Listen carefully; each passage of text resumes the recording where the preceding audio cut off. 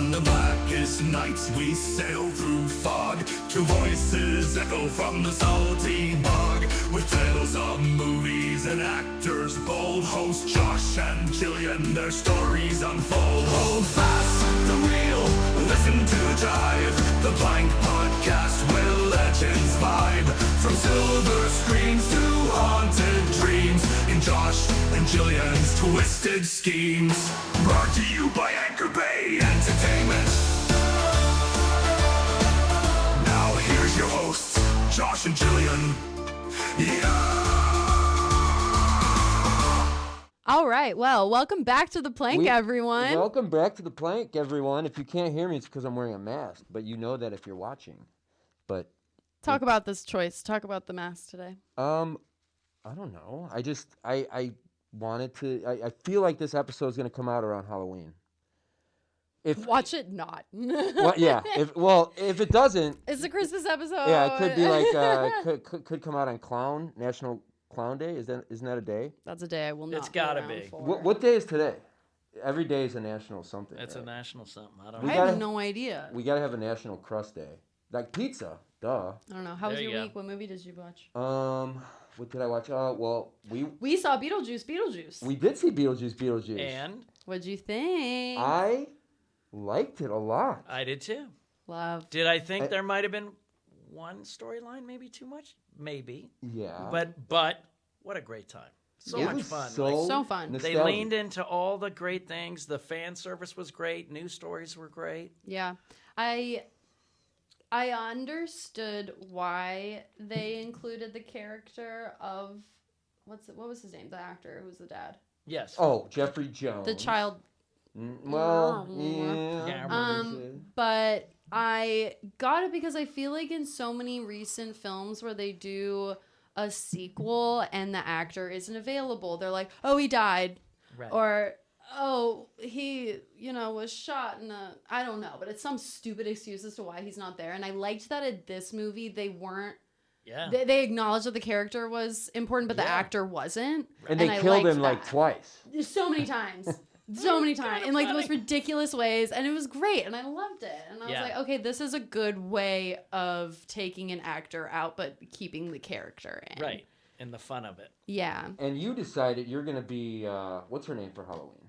Oh yeah, what's Ma- her name with Ma- the staples? Monica Bellucci. Bellucci. And then Her- he's I had a She turns to me, huge she crush goes, on her like 10 years ago. I have a huge crush on her still. now. Yeah. No. Today. Today. And you're gonna be Danny DeVito in the first scene. He was so What? good, right? So great. I thought I was gonna be Beetlejuice. And I freaked out because I did Batman Returns. Oh, Yeah, you did. So he was doing penguin sounds. Did you hear Yeah. him? When he was coming out the door, he goes, and I go, Trigger, he's doing trigger, penguin. I was trigger. like, he's doing penguin. He totally did. He was walking out the door. Going, And I was like, oh my God. That's a little like, Wow. homage, He's so timeless, and you knew it was him the second you saw his. 100%. I mean, As obviously. soon as you heard the voice, Yeah. True. Danny DeVito. Well, we have a very special guest today with us. You have already been hearing him speak, but I'm going to do a little introduction. You have probably seen him in literally every show ever. Every from show. Friends, Revenge, Scrubs, Castle, It's Always Sunny, Superstore, Shameless, Lost, Brooklyn Nine-Nine, and my mom's personal favorite, The Bald and the Beautiful, just to name a few. Wow.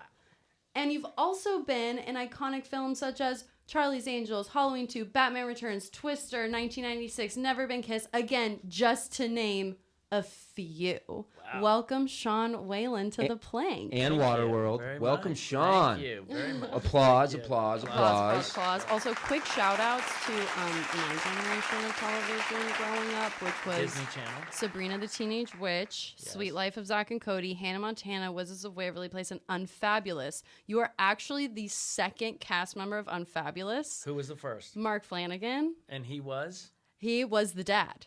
Oh my God. He was her dad. And Unbelievable. I worked with him in a Meisner class in London, and then he actually helped me prep for Turning Point. I usually wait at least 6 months into a relationship before I start robbing houses. All right, well, I like to move fast. I'm not talking about robbing him blind, It's just like take a little bit. He's a drug dealer. The dude makes more in one day than we do in 6 months. And you want me to go in there with you? Yeah. And do what? Keep a lookout? Yeah, and like toss shit around. I don't know, throw pillows. You want me to throw pillows? Yeah, break stuff. Like what? There's a piano. You want me to break a piano? How do we even do that? I don't know. You know, toss shit around, throw pillows. Just make sure it doesn't look staged. Are you serious? You really want to rob this guy? That's This is so the film that we did amazing. together. Oh, nice. Oh, you asked how Oh, we yeah. knew each other earlier. You asked how we Yeah, knew yeah. each other. Yeah, he was my director in a film called Turning Point that we did in May 2021 that Tom Zambek and Brian Katz Nice. Produced. Yeah. Nice. Yeah. With DJ Qualls and Oh, Lydia nice. Hurst. and Lydia Hurst. Yeah.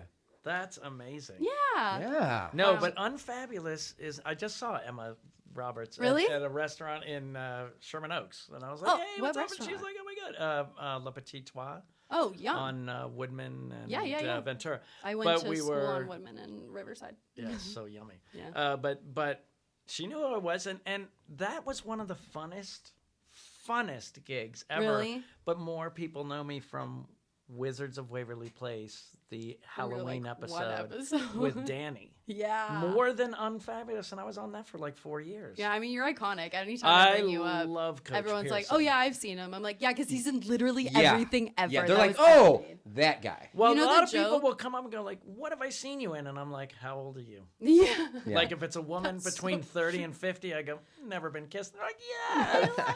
And right, and then it's like 20s to early 30s. You know, it's Disney or that Yeah, era. fabulous. Or, you know, there's the guy with the tats all over his face and your people under the stairs. And you know what I mean? Like, there's just certain Yeah. people, I know the genre, I know what they know me for. But for a lot of times, I'll go, if they're like just a, you know, average looking person, I can't tell what they were like, what do I know you from? And I go, I'm not you. I don't And I've been doing this know. for 30 years. You're like, so I probably really have no idea. Anything. There's that joke that from Ted 2 when they're interviewing Amanda Seyfried and it's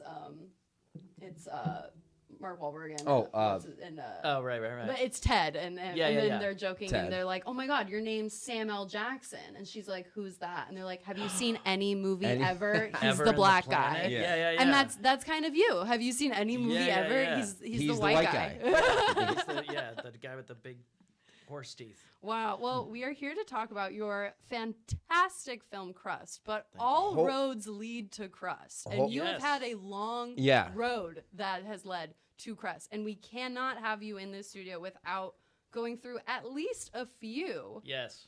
Well, we have to start with People Under Stairs because We that have to start with that People is Under My Stairs. first film. your first It was film your Very breakout and role. you're You're I- with Wes Craven. Wes Craven. Who had just come off of Nightmare on Elm Yeah. Street series of films, The Hills Have Yeah. Eyes. Talk to me about what it was like being such a young actor working with such an iconic. But see, I director. wasn't a horror fan at that How point. old were you? I was 27, playing a 16-year-old. Yeah, no shit, dude. Love that. Wait, I so- love that. I love to hear you say that because Yeah. that's my journey. Right. Everybody, that's Rebecca too. Rebecca's 41. Oh, really? Love. I was Yeah. wondering that. And I'm Love. 60, so we don't look it. Okay, So great. Yeah, I'm 27. That's next when we month. met each other. I go, quirky, don't know what age you are, really specific, but you'd be great when the role's right for you. And she goes, yes. And I go, I get the That's same us. shit all the time. We're I the get the same. same all the time. Like, you're so specific, but when it's right, it's going to be really right. But the best thing about CRUST is that people go, what's your favorite role? And I always go, I don't really have one because I have, now they go, what's your favorite thing? And I go, this one, the one I wrote, directed, produced, and started. Now that, like, I always direct, I literally got a guy at Michael's when I was buying a Halloween thing for my mom, who I made him watch the trailer, and he's like, this is going to be my new 100 Beavers, and I'm going to tell all my friends. And I was like, Hell job yeah. well done. Hell yeah. But yes, Wes, I wasn't a big horror person, and but obviously I knew Freddie. Yeah. But he had sold his rights to Freddie so he could do other movies, and I always equate The Serpent and the Rainbow, People Under the Stairs, and Shocker as his Shocker. Bowie in Berlin. So I don't know Okay. if you guys, after Ziggy Stardust and the Thin White Duke, Bowie went with Brian Eno to Berlin and was doing his doing his artist You can phase. just turn it. Yeah, you could just turn it. Yeah, it moves. No, like face Oh, like it. this. Yeah. Yeah. So during his But now artist, it's going to be off now. Is green? Yeah. Love. so then he did all these 3 weird art films, and I feel like that's what Wes Craven kind of did. Are those in a row though? Yes, I they're mean, all like, for around Wes the same Craven and for time. Bowie? Yeah. Well, Bowie's was Heroes and Low and Lodger. Those 3 movies, those 3 albums were in, and then he did those 3 before he did Scream and those other ones. Right. So they were like, I saw Shocker and I was like, ooh, I wasn't really into Shocker as much. I have not seen Serpent in the Rainbow. You've I never heard seen that- it? No, is it good? Do you like it? Yeah. It's very odd, right? It's well, it's it's about it's like voodoo and stuff Right. like that. I think it's in Trinidad and it's Right, Bill, I was going to Bill say Pullman. it's very island, yeah. Yeah, Oh, I it's- didn't know Bill Pullman. Oh, Bill was in that. Pullman's the main character. Yeah, I gotta see that because Shocker I wasn't as impressed with, and that was Shocker's- like after People Under the Stairs, and I was kind of like, Well, Shocker is a little.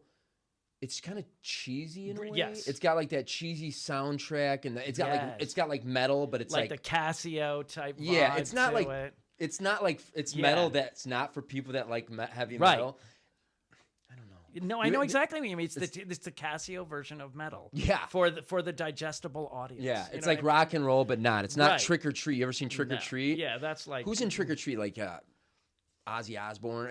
Trick or Treat was kind of like Brain Scan. Remember Brain Scan with Edward Furlong? Yeah, And that also early '90s. but right? the cool thing was Wes was so the best part was since I was older. Yeah.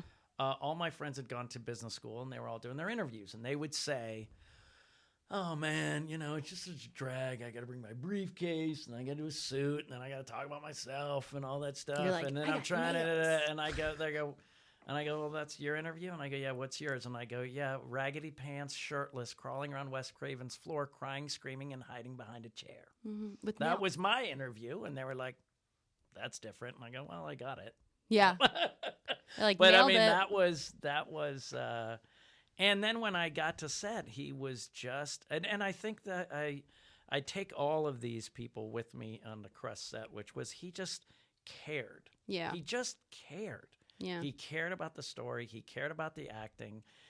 He did not want us to lean into, we're in a horror movie. It's you play everything straight. It's very theatrical. Like he I was talking great to my acting. Like you know. that's what I was talking to. I was like watching the movie the other day with my roommate and who's a filmmaker, and we were just People Under both the like, Stairs? yeah. And I was like, Ving Rhames, young Ving Rhames. everyone Oh, is so totally forgot being. good in that film. Everyone is the acting is so stellar. Here's something that the But it- husband and wife are the husband and wife from Twin Peaks. Was that on purpose? Yeah. Yeah. He spun it because it was popular, but then he made it all weird. Yeah. I think How they're for brother, me, sister. Yeah. like when Roach died, I was in the throes of like Meisner and Playhouse West, and I said, look, he needs to be sad he's dying, but he can't show fool that he's scared at all.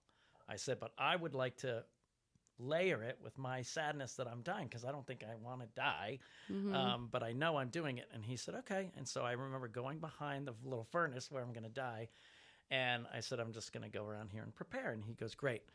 And so all these makeup people and stuff, they're like, is he okay? And he stood and blocked him and goes, he's working. Give him a minute. He's working.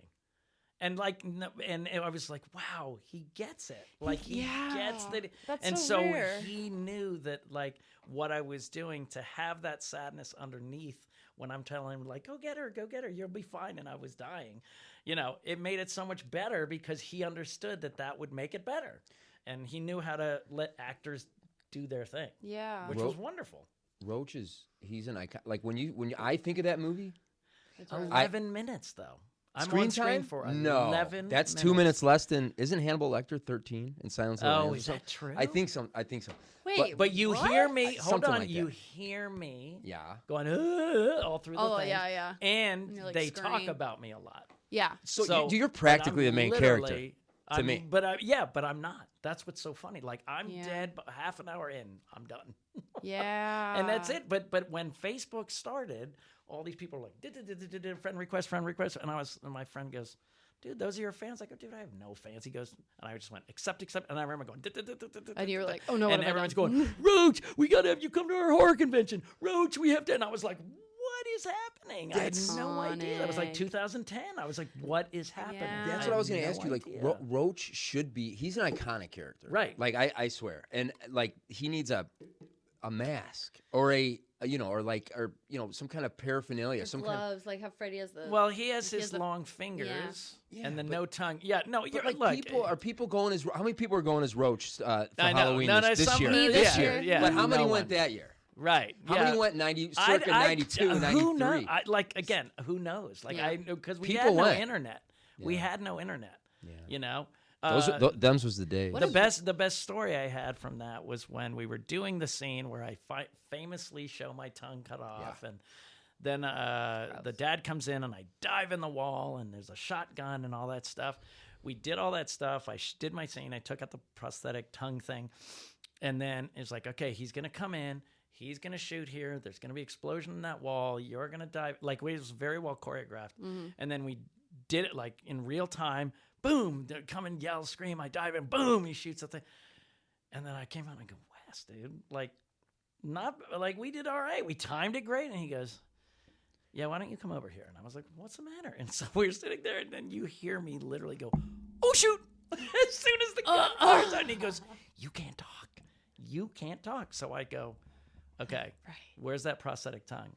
And they said, Keep it what? in. And I kept it in the rest of the whole night. So I Nice. talked freely the whole time. Like when I'm running with him, I'm like going, this is my house. This is where I live. But you Yeah. can only hear, because you couldn't understand what I'm So saying. it worked. Yeah. Yeah. Okay. It totally worked. But that was like, what a gift. Yeah. Now I can just relax and just, try to talk. Yeah. And I can't. It was so much fun. And that was your first movie. That was my first movie. But Were I you, like- didn't know what that meant. Yeah. I was going to say, were you like, wow, my whole life's going to be exactly like this? Well, here's the thing. I was waiting tables, just like everybody in the world, and I had whittled down. I'd done enough commercial work and stuff like that to get to where I had my Sunday head waiter shift. I just didn't want to give it up. It was like $150 on a Sunday night and like Nice. 4 hours, 5 hours. I mean, I just Damn, didn't want to that's give like up. But you know what I mean? It what was I my make now. $150 cash for the week. We could go to a bar and whatever. I'd have money. And I didn't want to give it up. But when I got people on the stairs, I went, oh, man, I don't need this job anymore. And Was that sad? it was was worse. that a sad moment? Was Well, that no, bittersweet? No, you know what it is? It's that you sit there and you get there and go, ugh, did you see, Jack Nicholson? He was false. He wasn't, like it's all that stuff you're talking about acting and go, oh man, if I could live off of acting, and then you go, Oh, I now I can't. have to do it. Now I can't complain about it. I can't Yeah. go, well, now it's like, ooh, the job is to not end up back here. Yeah. You know what I mean? Is that an unbelievable feeling? In some kind of, I don't know, sadistical way. Uh-huh. Like once you realize your dreams, they're no longer dreams. Right. They're work. It's a goal. They're goals. And it's kind of like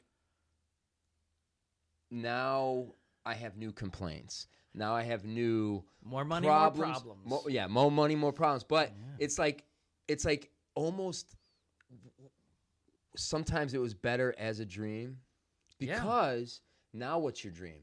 But I guess your dream would be starting a family, buying a house. Well, so- your dream is now literally just to sustain and try to make the best opportunity of each thing. And my thing was always just, you've got to do a good job. You got to, and it Yeah. paid off.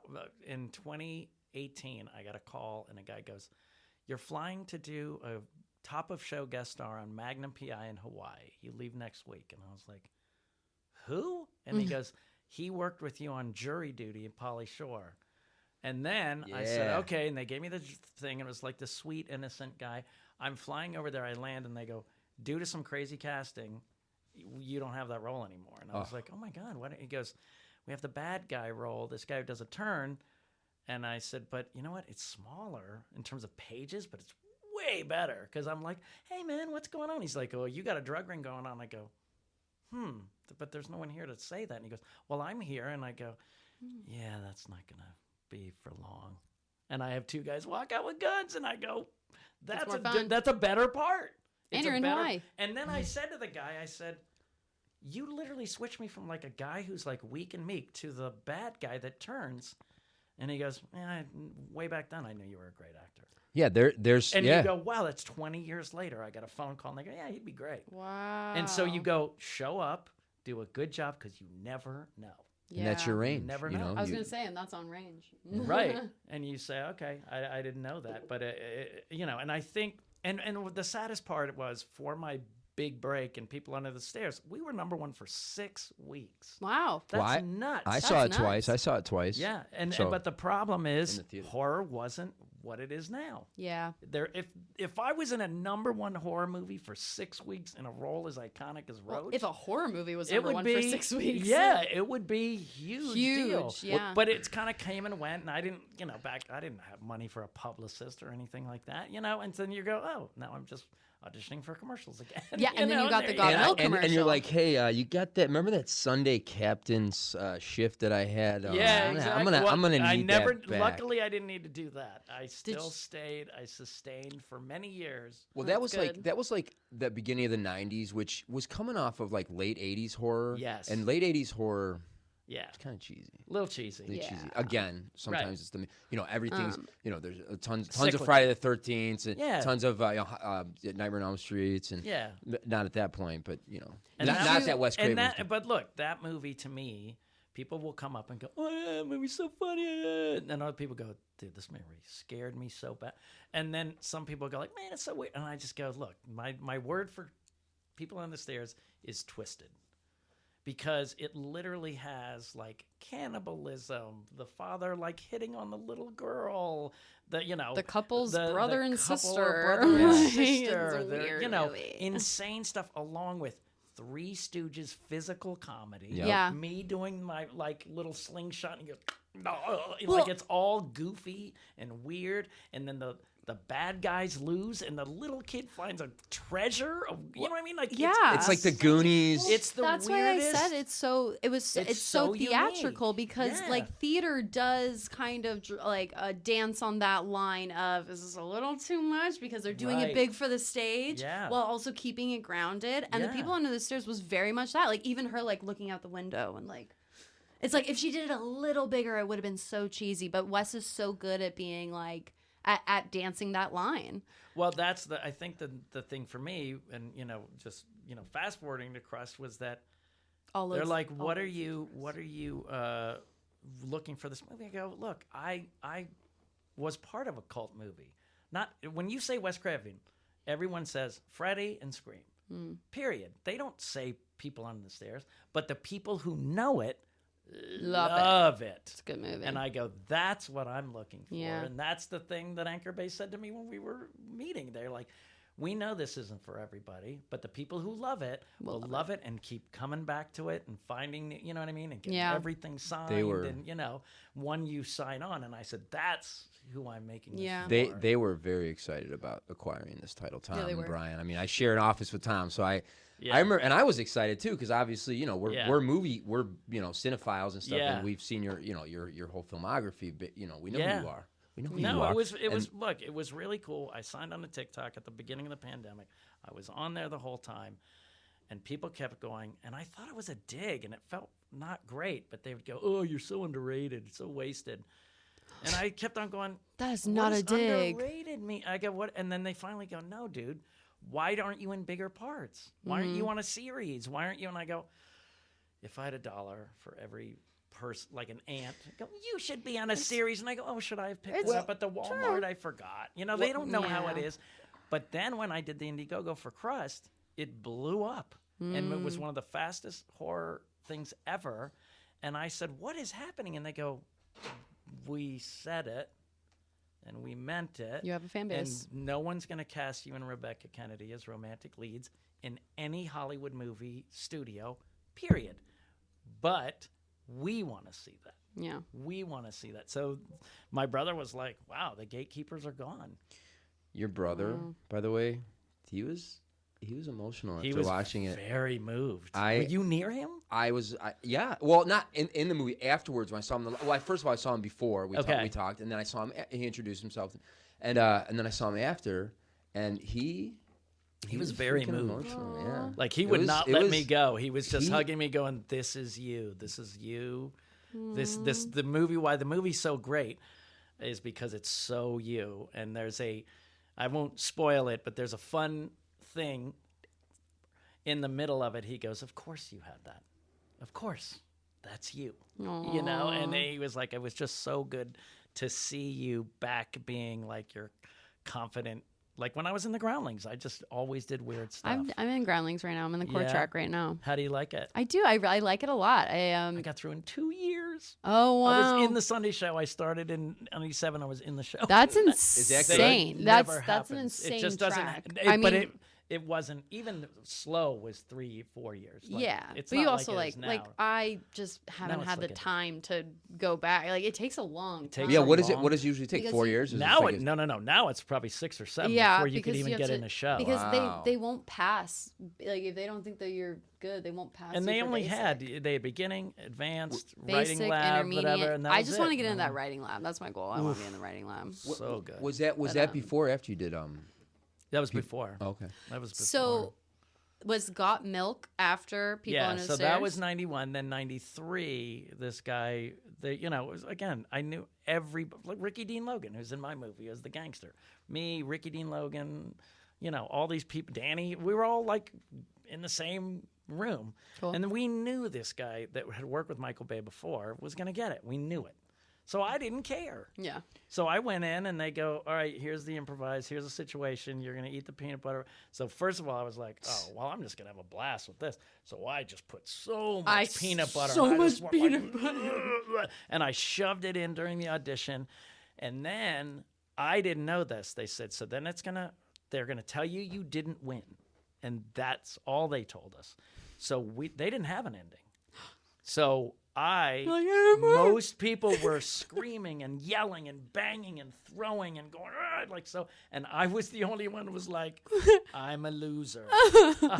Like my life is over. I have nothing." Yeah. it was all leading to this. that's more and I relatable. ruined it, And so when I did that, they said that's why you got the job because you just shoved so much peanut butter in your mouth, and secondly, now we have a beginning, middle, and an end. Yeah. They didn't. They said you wrote our ending. And so then- when Wow. I got on the set, Michael Bay just goes, "Do what you did on the commercial," and I just did it for 12 hours. I mean, the commercial's so funny, and I don't think they make commercials like that anymore. It's either like too big, or it's like too intricate, or it's too simple here's and why, stupid. And anyone in creative and business knows this, is that the ad company in San Francisco, who was very, very creative, it was a California Milk Board commercial first. So Got Milk was a national campaign with everybody with the mustaches.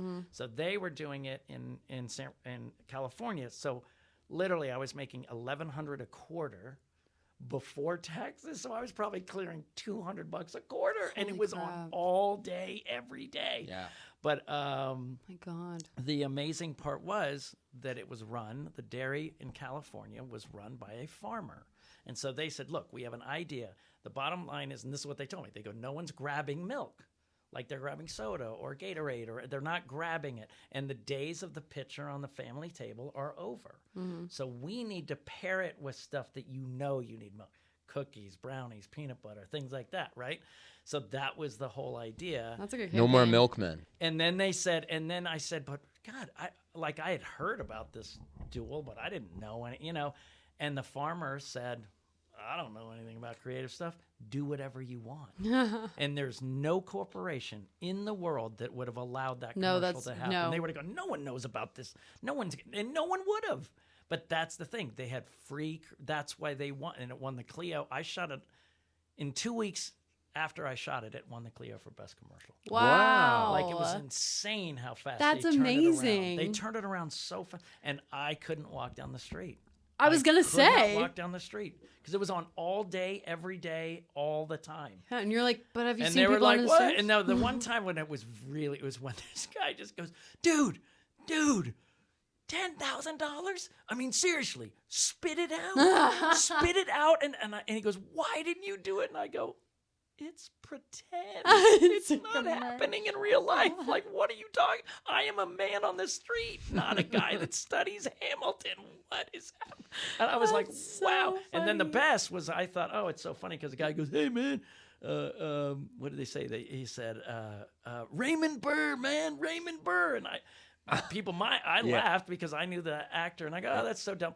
And it's never stopped. Alan Burr, Aaron, no, not And Aaron. then They get it Hamilton, all yeah. right. Jimmy Burr, like they all get it wrong. That's And I was so like, oh fun- my God, it's so funny. Did you like not eat peanut butter for a long time? So when I was done, I had the driest chapped bloody lips. I I bet. had a ton of canker sores from the oil and the salt. Oh, And I have not eat. I've had very Reese's peanut butter is the only thing, but I literally eat almond butter because I can't. because you can't. Still? Oh my Still. god. Well, it was almond butter even a thing back then? No. No. No. I just didn't eat peanut butter. Yeah. So bottom line, the shooting of the thing went as follows. We would go as far as we could. He would have so many cameras going. He had like a little pen camera going around me, and I mean, Wow. to me, what's amazing about that thing is people go, "Oh, you made the commercial." And I go, "That is so false." The idea of the commercial is fantastic. first angle. The art direction is unbelievable. I go, and and Michael Bay's directing is insane. Like Yeah. it's really good. I said I completed it, but I certainly didn't make it. But they would end, and they would run over to me, and I would bucket first. I'd Yeah. spit out the bucket.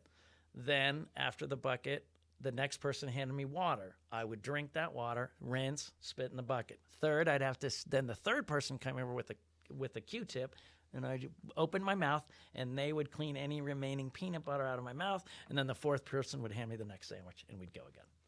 That was all day. I thought you just used like your roach tongue when you were like, Oh, God, I wish. Well, the funniest thing was people who didn't really know me and knew only Roach and only the peanut butter thing goes, can that guy talk? right. They thought I couldn't talk. yeah. They were like, oh, this mute Like, actor wow, is a mute really actor. doing well. And I was like, Yeah. no, I can talk. But no, Wow. I did that all day. And then How long? And then it was this is amazing considering all the shots. If you watch the 1 minute version that's on YouTube. I did. It's unbelievable. It's unbelievable. And so literally I walked in the door at 10 in the morning or 6 in the morning, and I was literally walking out, meaning wrapped, shut down, Yeah. everything at 6 at night, which is amazing considering A how tight many 12? a tight 12. And Wow. think how many shots they have in that thing. No, Tons it's of a shots. for a commercial, for a 1 minute and like 9-second commercial. It is so 1 minute, 9 Yeah. seconds. it's It's so amazing just the commercial. opening angle, like why do we Yes. need this tight angle on this spreading of peanut butter? And then you're like, that's a lot of peanut butter. And then you're like, Yeah. why is this so much? And it's a little It's a story. very It's a little short film, Well, and it's so good. But the other thing was, I didn't think I was going to get it because if I was a producer, I'd You go, always it's get what you don't way funnier to have an older guy, Yeah, like a Right. gray-haired guy Yeah. that spent his whole life, and you know what I mean. but that's sad. That's why. Yeah, I 'Cause work it's in too advertising, sad. and that's that. Too yeah. sad? That is Yeah, too it's sad. too sad. You still couldn't play him. I mean, you still don't have gray hair. I Yeah. mean, come Well, on. Hey. Who Got Milk does a whole like campaign of redoing their 90s Why don't we commercials. do? Why don't we Well, should the do? be- Like, can no, we shoot it? You got milk trust one right me. here, real the, quick. the best now. thing was when Leslie Odom Jr. all he did on every show, he goes, look, I didn't know anything about Aaron Burr except from that 90s commercial, clip of the commercial. Every time on Good Morning America, all over the place, he kept doing it, and Wow. I was like, we've got to get in touch with this guy. And so my manager called, and he's like, look, man, it'd be so fun. Like, Leslie Odom Jr.'s talking, let's get Sean to New York. They meet, we film it. It's just great advertising. They go, and they go, what? And he goes, dude, we're booked for like 10 years. We don't need any advertising. Yeah. And I was like, no, but for me. You're like, but please. Yeah. Was it like a buyout? I don't know. What do they call them? No. Buyouts? Yeah. It was normal, but then when it got bought nationally after Yeah. 2 years. Wow. Then when it was bought nationally, my other friend, who you guys are way too young, but there was a Little Caesars commercial where a guy took a pizza box and it turned into a pterodactyl, and he goes, origami.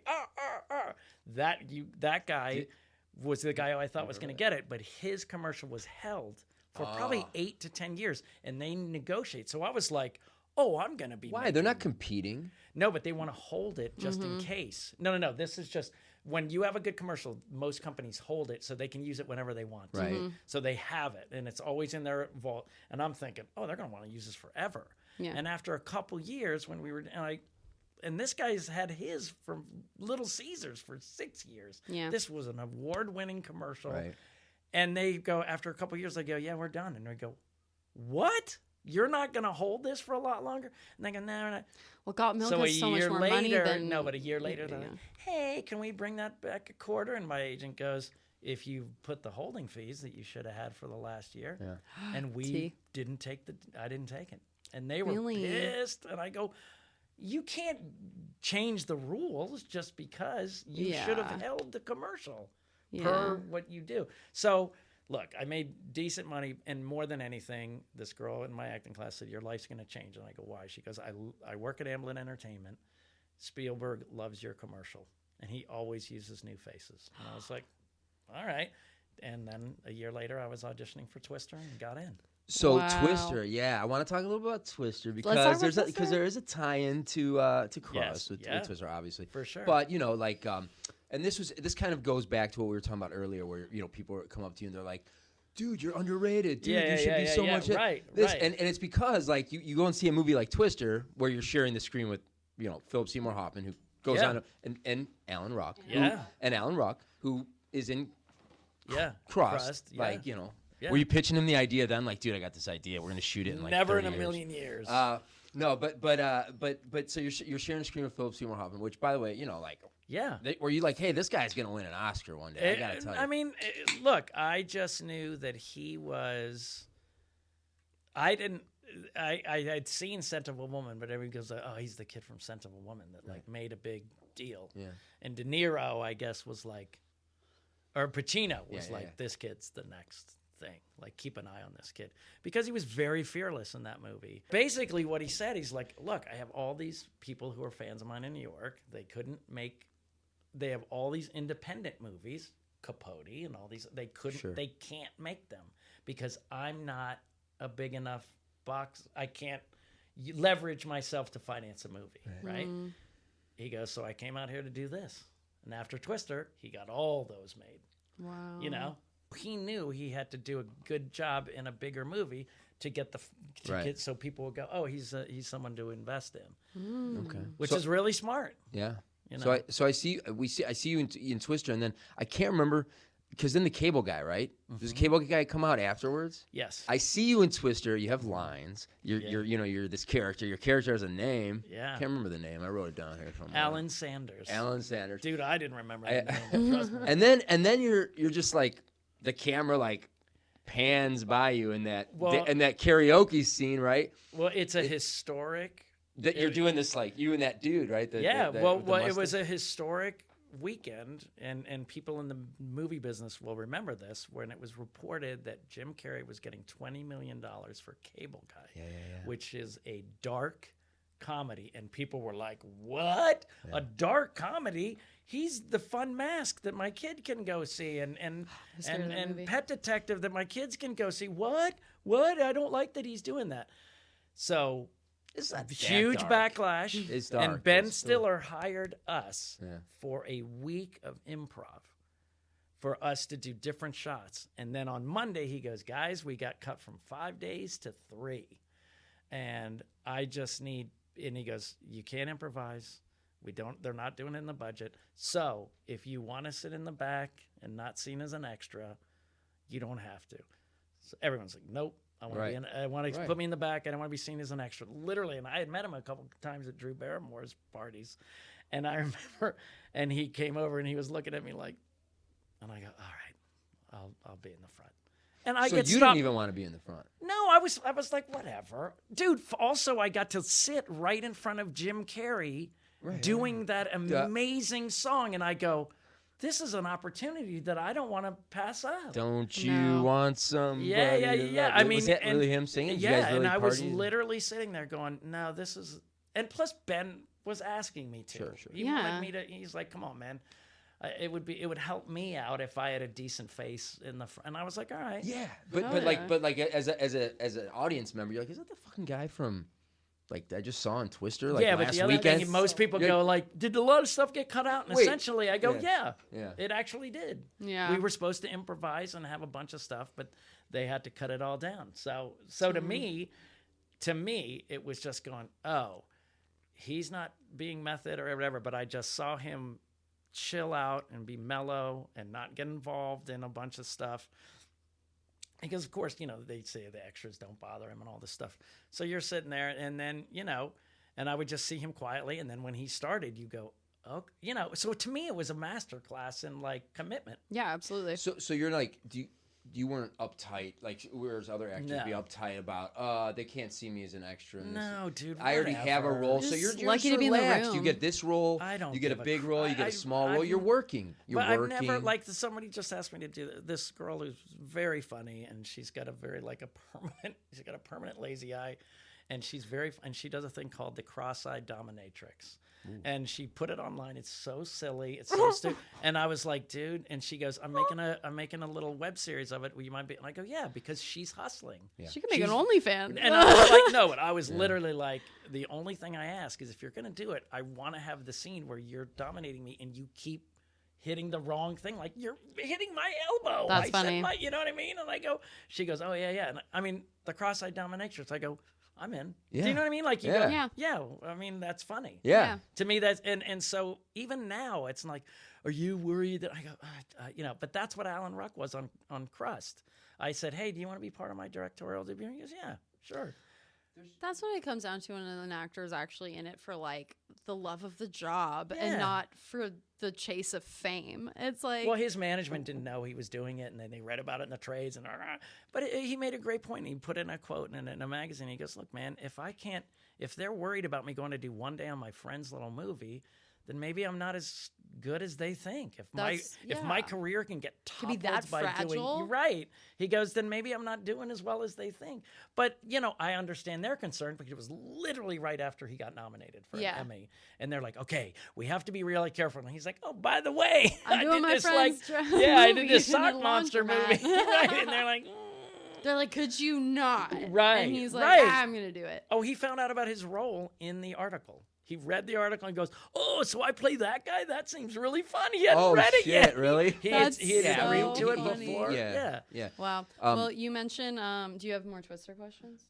I have more twisted questions. Oh, there we go. No, I was just before I forget, not to plug Dinner with Leatherface, which comes out October I can't believe you're 31st. looking at me. I'm just that looking date. at you. Wow, You look good in this light. Thanks. No, Don't dim it. I'm cutting Dinner with Leatherface, which Anchor Bay's putting out. Okay. Nice. Yep. And about Gunnar Hansen, who played Yes. Leatherface, and all of a sudden, I'm finding this video game footage about the Texas Chainsaw Massacre video game. Yeah. And I'm going through it, looking for clips, and I'm like, is that Sean? Yeah. Is that fucking Sean? Yeah.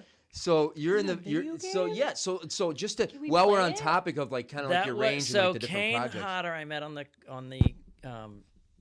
Kane Hodder I met on the convention circuit. Uh-huh. Then I did a movie with him called what was it?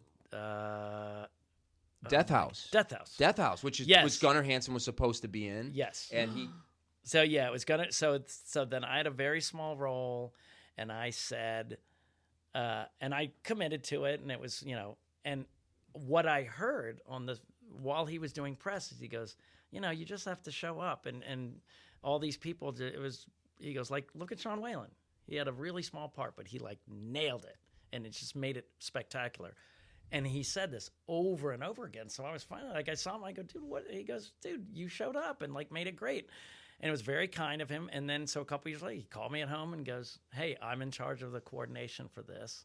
And he goes, I think you'd be perfect.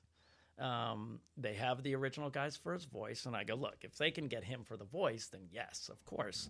But then they said, yeah, will you do it? And I said, sure.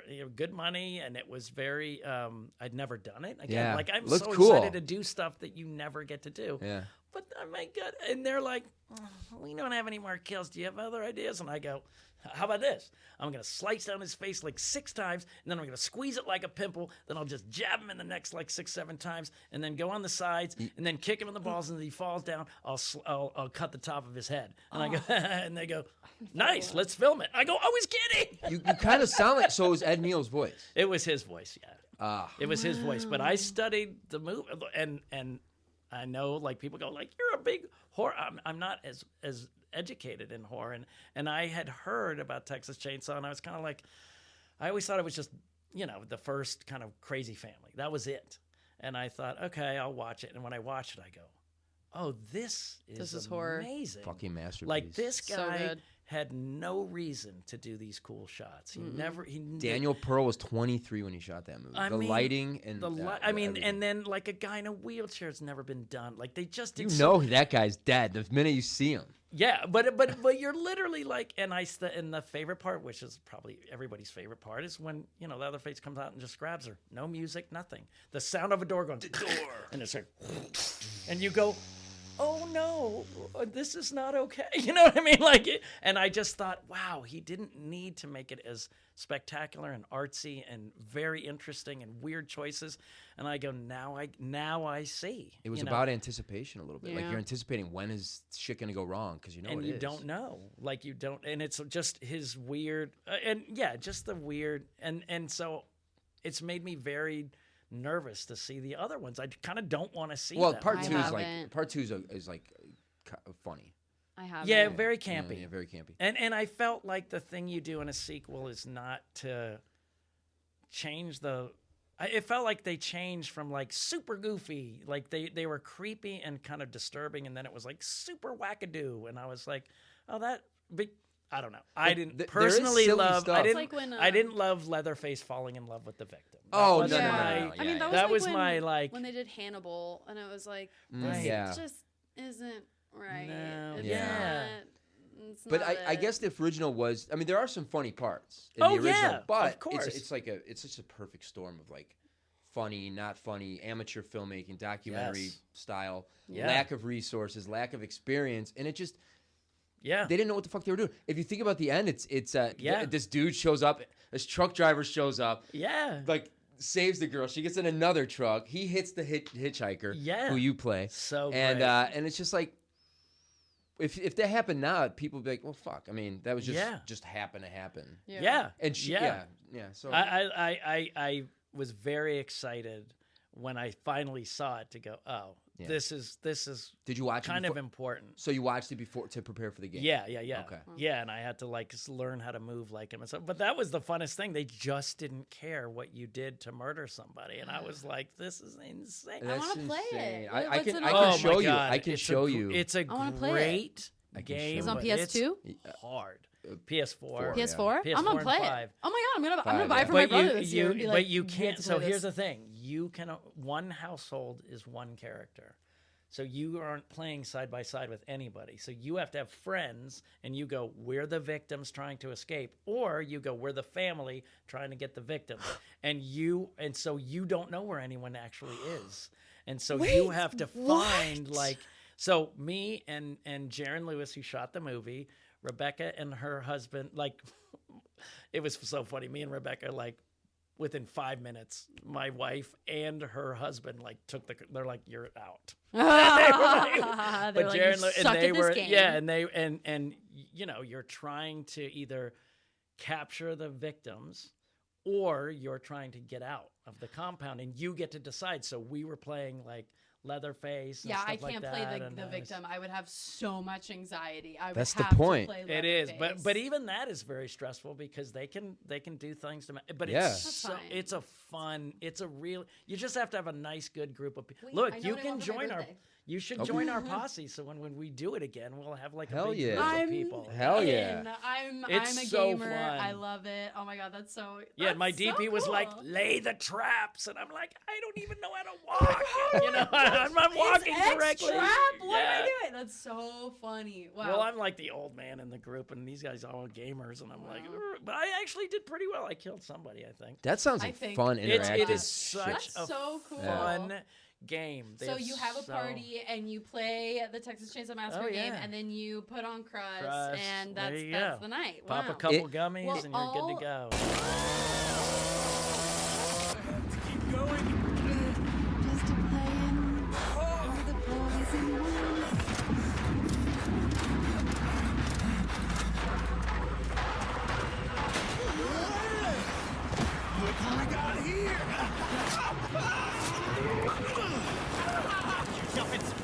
attention if you just listen.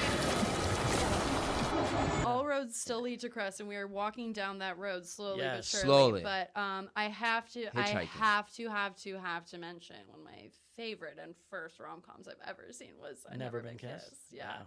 And you mentioned Drew Barrymore parties, which were probably wild.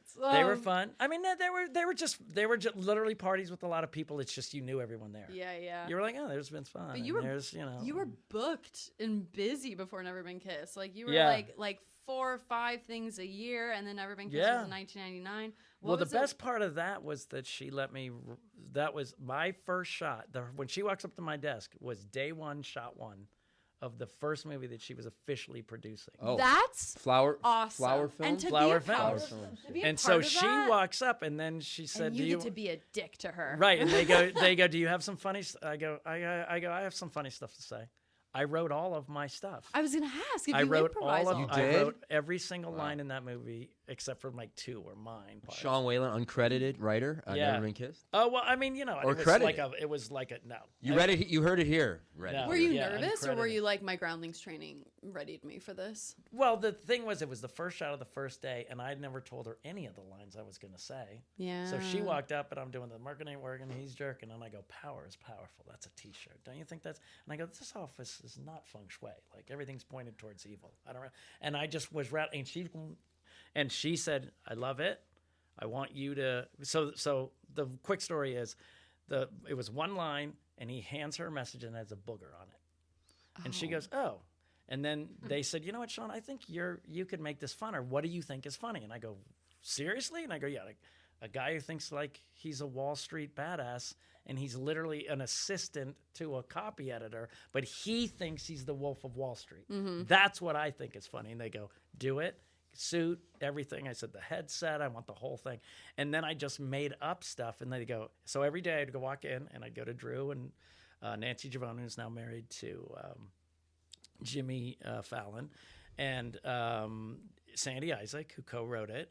And I would go in there with my list of pitch, and they go, "Yeah, use that one, not that one, no, those aren't." And I would just do it, and then I'd go shoot it. Was that And a then lot they of kept pressure? bringing me back. I was not supposed to be in the bar scene. Really? That was all improvised, the entire thing. They had nothing, and they just said, "Do whatever you want." And then, like, What was the audition like? I did an audition. Like, it was kind of like they wanted to do it for the other couple executives, because Nancy and Drew had been helping me develop this new take on Merck, and they knew the part, so they were having me audition and read and kind of play around with what I was doing for the other executives and stuff, and so I was having a blast. It Yeah, was you're like, I'm auditioning for super Drew funny, Barrymore. and- yeah, and it was really cool, but the only thing that was scary is like, oh, they're gonna love this or I'm getting fired, Yeah. and luckily they loved it. Well, you had experience with your own. Like you created your own Yeah. dialogue with Roach. Yeah. You were like, Exactly. Well, the best Roach story, and this is the last one, but we were at the premiere, and all my fraternity friends were there. awesome. What And frat were you in? It Shout 'em starts, out. and you hear the Shout out the frat. yeah, What frat? Alpha Sigma Phi, Alpha Sigma Phi. and they were like, and then all my friends start laughing. You can't do And that They I'm these still days. talk by the like way. that now, by the way. Oh, They oh, just yeah. go, ooh. But I'm literally like, dudes, this is a horror movie. I invite you to my premiere. like, What are you doing? be Like, I was really professional. pissed. And at the end, I go, you guys were laughing and I go, dude, that's you every Friday at our fraternity house. You're waiting, going, they were like, and they were laughing so hard. They're like, that's just you That's- wasted. Like, that's not spooky to us. That's who you channeled. Well, that was so so funny. I funny. said, what are you talking about? My friend just walks up, cuts through all the guys, and he goes, last week, you woke up in your closet in a box of dirty clothes with a piece of ham stuck to your bare chest. Oh, man. And I was like, all right, I guess I'm I good. like how he says he parted yeah, he the like friends. parts the sea. Yeah, Like, how to dare make you guys this think point. in there? He's like, let me inform you That's the truth. so I just saw that. So funny. funny. Visual. So funny. Wow. But 'Cause you- anyway, that was, and to this day, it's my daughter's favorite thing I've ever done. Really? And my wife said, like, because most women go, you're the cutest and never been kissed. And I go, I look insane, but they're like, you're very cute. Like, Yeah. you were like old It's the enough. confidence that the It's the character confidence has. of the character. That's Yeah. what they said. They go, he's just so, Everyone he's that, such an everyone that watched the idiot. movie is like, I'd fuck that guy. That's funny. I said that. Yeah. What was it like being with all of these powerhouses? I mean, Well, like John C. Reilly was, he was great. And then Octavia Spencer is just in the movie. Oh, I remember too. hanging And I was with like, her. oh She's my super God. chill. Like, everyone was really, really nice. Yeah, like, but what a the dream crazy. cast. Oh, so my story about Never Been Kissed was so, it was the booger thing that they said. So then the director comes up and goes, so we have to kind of film the scene where you hand her the thing in the booger. And Drew comes up and goes, hey, what's going on here? And he goes, well, we have to film. And so I'm like going, whatever you guys need. In your head, were you like, in the booger's not my head, I'm funny? like, I go, well, I'm not. booger's not I'm not. Well, she spoke up for me and said, Sean, you worked really hard on this character and developed it as this. So would your guy hand the guy a booger? And I go, well, and then the director's kind of going, well, I have, so I'm thinking, oh my God, I'm stuck in between these people. and like you don't want to. and it's day one, and I don't want to cause an issue. problems. Yeah, and yeah, so, yeah. and she goes, Sean, just be honest with me. Would this character have a booger on a thing? And I go, no. And she goes, then we're not going to shoot it. He goes, well, we need it for the studio. And she goes, absolutely not. And he goes, excuse me? And she goes, if you put that in the dailies, some loser secretary that's like come up from the bottom to be an executive is going to go, oh, I love that. And she goes, I don't even want him to have the choice. Sean worked too hard. Moving on.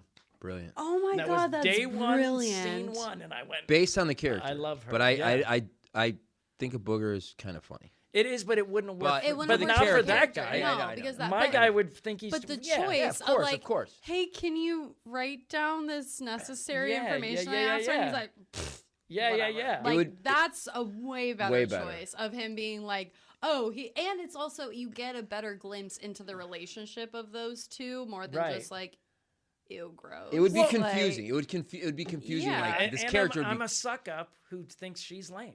yeah. I'm sucking up to the wrong person. Yeah. I'm stuck with her. I don't want to be with her. Yeah. I'm better than this. Yeah. But I know how to. I'm a badass. Wow. That's kind of it. Wow. What a. But isn't that great? And That's so when so I did my amazing. 35 nicest celebrities on my TikTok that I Drew work Barrymore. with, Drew was number one. Wow, Because of number that day. one? Who's number- because of that day. who's number 35? Well, God, who was 35? Let's go through your list. some grip on. But like Never Alan Mind. Ruck made the celebrities. top 5. Yeah, I know. Who's in there though? Since Gosh, you brought it up. Oh my God. Who's not so in there? many. No, no, I never no, did no, that. we No, don't. I mean Lisa Kudrow was in there, Okay. and Jen Aniston from Friends, and But not Courtney. Jamie Gertz. Not Courtney Jamie Cox. Gertz was second. Jamie Gertz. Jamie Gertz. Was- He's Twister. had media Twister. training. Such He's not a good gonna talk friend. shit. Twister. Phil Twister. Hoffman was one. Okay. We became, like the food thing. It's me, Phil, and I would always, go food. We did that every day. So when they said the food thing, me and him went food. I That's have just to. me and I him. have to ask you. That's so funny. I have to ask you. Yes. And I didn't think about this till now. Yes. Because you guys were up and coming. Like, how did his death affect you? Meaning, yeah. I mean, was it was, well, like most movies, you go, we're going to stay in touch forever. And then you stay in touch for like a few years. And I'd go Okay. to New York and I'd see him and we'd talk. And, and then I kind of fell off because we both started having kids. And, at the same time, and then you give suburban dad. It's just,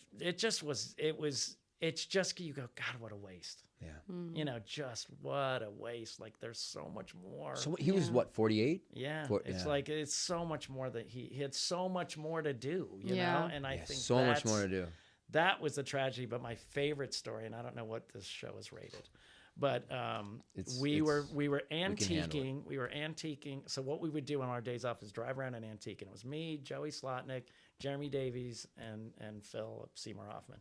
And we would drive around, and we pulled into my friend's was in Iowa, and we pulled into his place, and he was coming around with us, and Phil got out of the car and he goes, "What a lovely day. A shame though."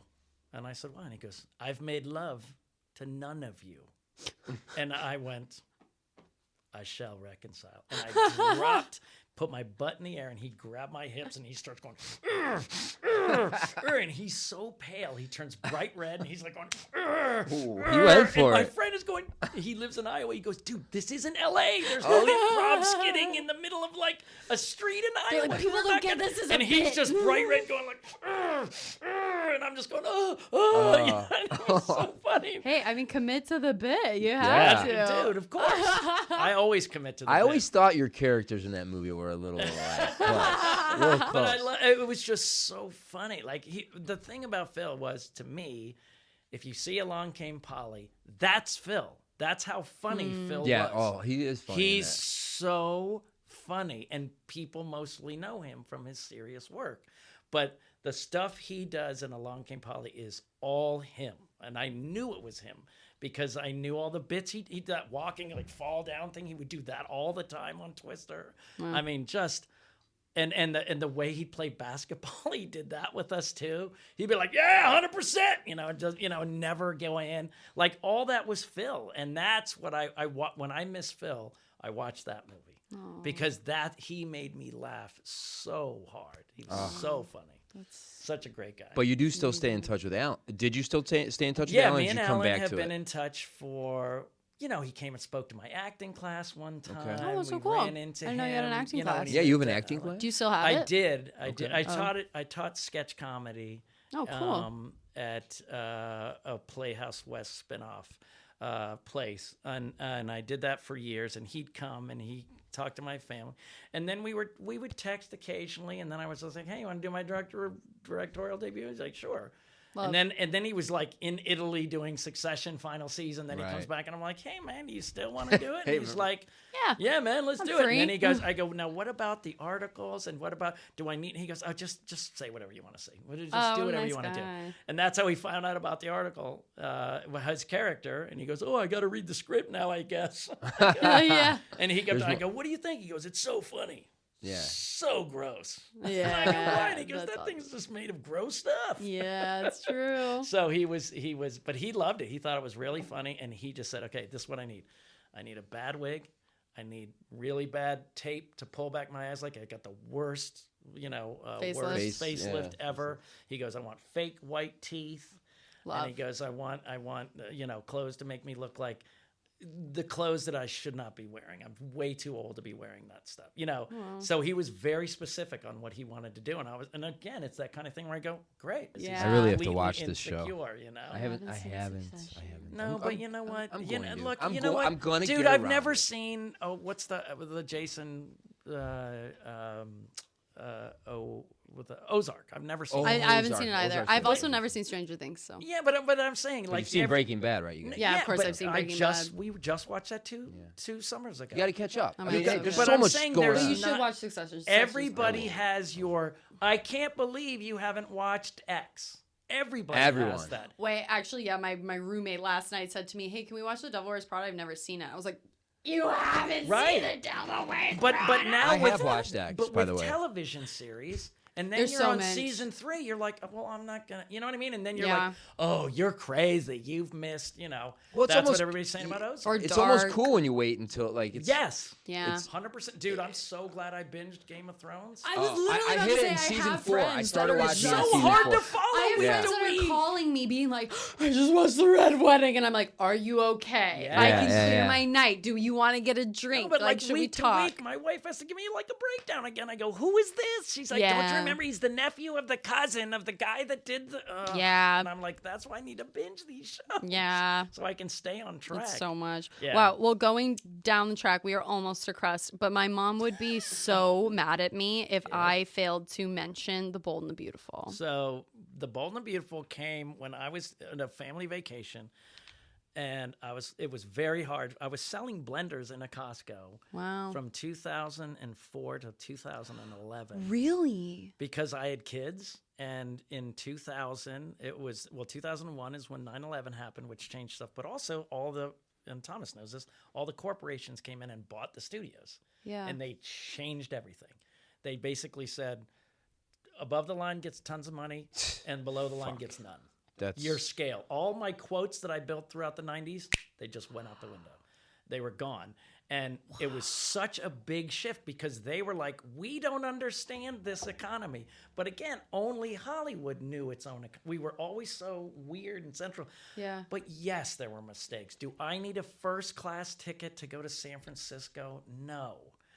Does a guy deserve a $2 million deal because he sat in the Seinfeld room for 6 months and contributed nothing? No, that's dumb. They were spending dumb money. Yeah. But they were also respectful of the craftsmanship. And so when we had a craft and we got our quotes, they were protective of that. Sure. Now they were like, they don't put butts in seats. Who cares? You know, so that changed everything. 9/11 changed everything. I was a series regular on the show called Special Unit 2. But my manager said, we want to keep it open, so we're not going to give you this special. So dumb. I was supposed to get it. And then they moved to Canada and they wrote me out. And literally my night nurse was leaving. She'd been there for a week. My baby was literally a week old. I was taking a nap because I'm leaving to Canada to go shoot in a couple weeks. They call me up. The night nurse goes, goodbye. Shut the door. Ring. You're fired. Wow. And I was like, what? So then I started to sell pans for a few years and then blenders. And I did those road shows. And and it Were was. people like, oh my you're God. Roach? No, they would come up and go, what happened? Yeah. I thought you were doing so well. What was that like? Happened? Yeah. I had two answers. One was, I have kids and bills to pay. Yeah. That was one. But the others, I go, I'm researching for a role. Yeah. And guess what? I got Employee of the Month when I finished that job, and I knew everything about a Costco. So there's a scene with me and the manager walking through, and they go, I don't know if you guys know what to say. And I go, I got it. And I was like, I got to move these pallets over here and blah, blah, blah, and all this stuff. So I knew You that were stuff. researching for a Yeah, role. and I was researching for a role. It And turns then out you I manifested actually that was. role. Yeah, you did. But it was It's like, what, very, very humbling. 7 and then years? during one of those times, they said, "Do you want to do Bold and Beautiful?" And I was like, "I'm not." It was so hard to get a vacation, so hard to get away from the blender shows, and to my girls were yeah, you'd missing have to ask me for a and- day off work. So I go down there, and then I said, I can't do it. And then they said, they're demanding you come in the next day. And it was Ashley Jones, who your mom would absolutely know. Absolutely. And she was fighting for me. And then I came in, and she was like, I just wanted you. I knew you'd be great at it. So they gave me I was so sweet. I got the role. And the best thing was, like, she's like, oh my God, people are loving our comedy. She goes, I don't get to do comedy. I'm having so much fun with you. And da da da da da. She goes, and I think the message boards are going to be amazing. Check out the message board.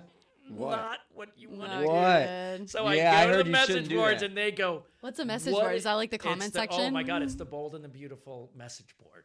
Like, Is that like a it's Discord? where the trolls go. comments It's where the are, trolls hang like, out. What's a right? message board? Literally, like- Was this like before comments were comments? Yeah, like what? basically, You comments. know what a do. message board is? Come on. Like it would be like a Facebook page for Bold and Beautiful. Oh, okay. So people would post. Do you in go on there, like and messageboard.com? No, it would be. You There's just message go, boards you, right now. It would like on Reddit. You'd go to. I don't know what you're talking about.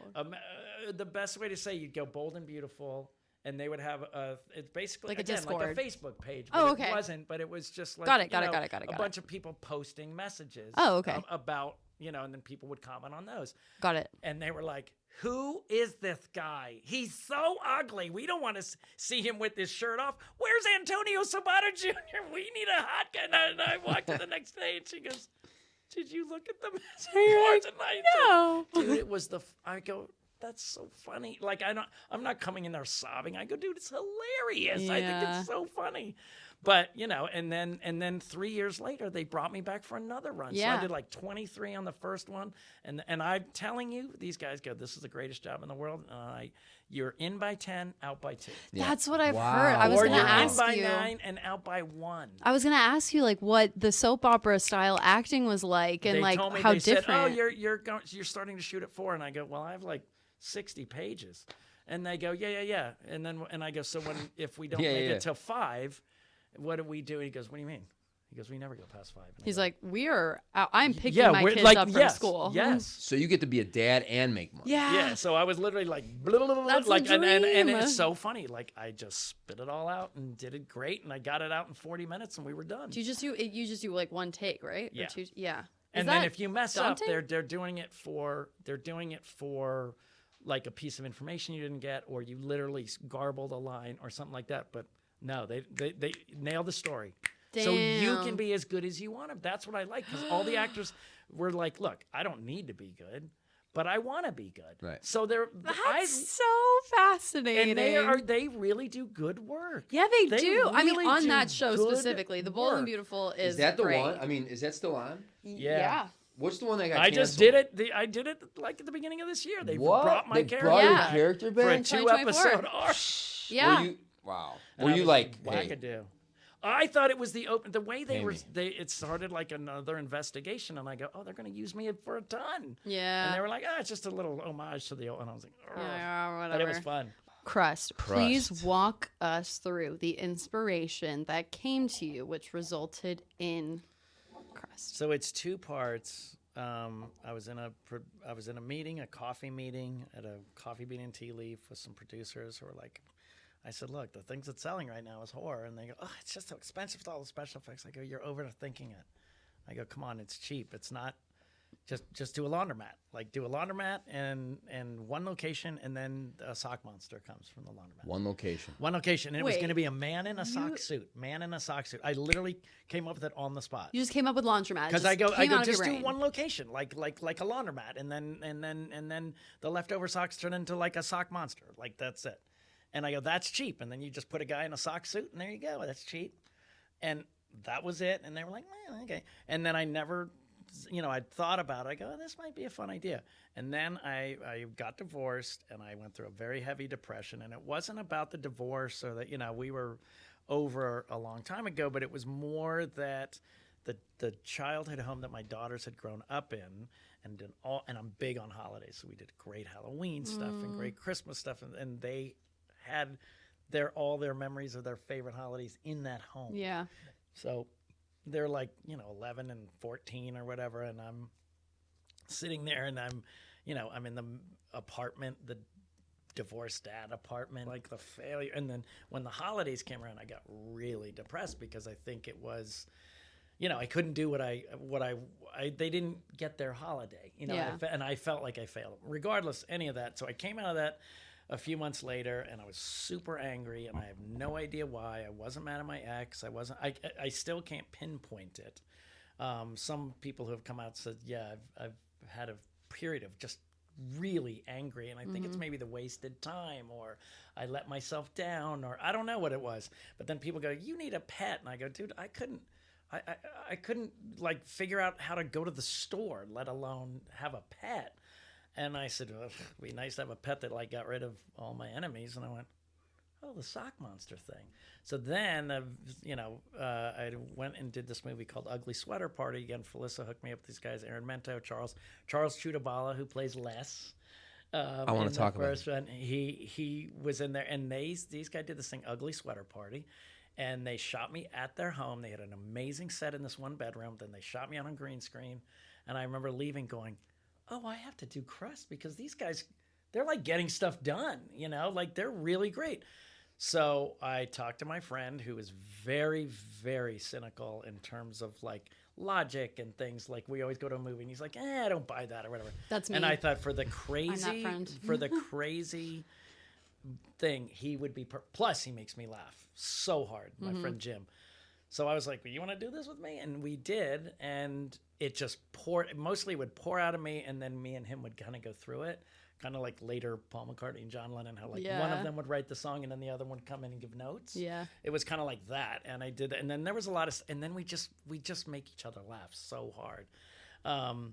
Like our favorite line in the movie, like we got Charles to get there when he says, she's like, you're such an asshole. And he goes, oh yeah? Well, then you better wipe me because I'm covered in diarrhea, bitch. Yeah. So dumb. But like he did it so well. And then we tried to get it off the ground. Felissa and that guy Aaron Mento and Charles, he was going to be the director.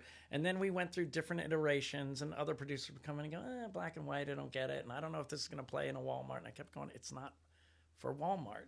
It's for the convention horror people. Anti-Walmart. The people who know my comedy and know my horror background. So like, Roach then made a Plus, movie? Walmart's got to edit the shit. Like they take out the swears. yeah, and then the masturbation scene won't be cut. right, and then they oh my god, those sounds in the masturbation scene. Dude, I came up with that on the day. I can Like hear on the day, they're them like, in "Should my you?" brain. She goes, "He should probably hear something, right?" And I Is just, that how you sound? When you're, yeah, when I you're did in it as the- I did it. I did it as a joke. Yeah, right. To the crew, and then somebody came in and goes, "Dude, you got to keep doing that. It's fucking hilarious." And I was like, "All right." So I just kept doing it on the. I didn't think I never thought it would make the movie. That's so. And then when we funny. were watching, we go, "Oh, it's really funny. Yeah. It is it's really funny.